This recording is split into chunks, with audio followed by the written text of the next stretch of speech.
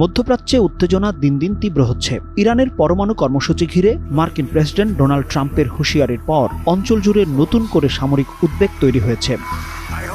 এই প্রেক্ষাপটে মার্কিন নৌবাহিনী তাদের শক্তি প্রদর্শনের অংশ হিসেবে পঞ্চম ফ্লিট এলাকায় Abraham Lincoln career strike group মোতায়েন করেছে। যুক্তরাষ্ট্রের এই প্রস্তুতির বিপরীতে ইরান সামনে এনেছে তাদের নৌবাহিনীর সবচেয়ে ভয়ঙ্কর তারেক ক্লাস সাবমেরিন। রাশিয়ার প্রযুক্তিতে তৈরি এই সাবমেরিনগুলোকে প্রতিরক্ষা বিশেষজ্ঞরা সমুদ্রের ব্ল্যাক হোল বলে আখ্যা দেন, কারণ পানির নিচে এগুলোর চলাচল অত্যন্ত নীরব। এসব সাবমেরিনে ব্যবহৃত বিশেষ প্রযুক্তি শত্রুপক্ষের দৃষ্টি এড়িয়ে যেতে সাহায্য করে, অনেকটা অদৃশ্য হওয়ার পোশাকের মতো। প্রতিটি কিলো ক্লাস সাবমেরিনে 18টি টর্পেডো বহন করার সক্ষমতা রয়েছে এবং এগুলো কয়েকদিন টানা পানির নিচে থাকতে পারে। বর্তমানে ইরানের নৌবাহিনীতে 3টি কালো ধাঁচের সাবমেরিন রয়েছে, যা 80-র দশকে সোভিয়েত ইউনিয়ন থেকে সংগ্রহ করা হয়েছিল।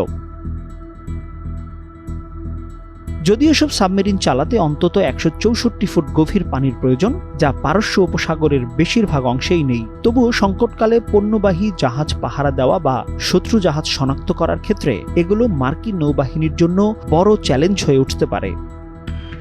উত্তেজনার এই সমীকরণে এই সমুদ্রের নিচের যুদ্ধই হয়ে উঠছে সবচেয়ে গুরুত্বপূর্ণ।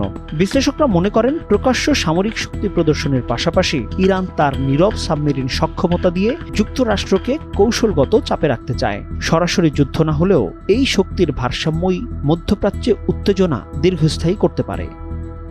মাসুম খান, টাইমস টুডে।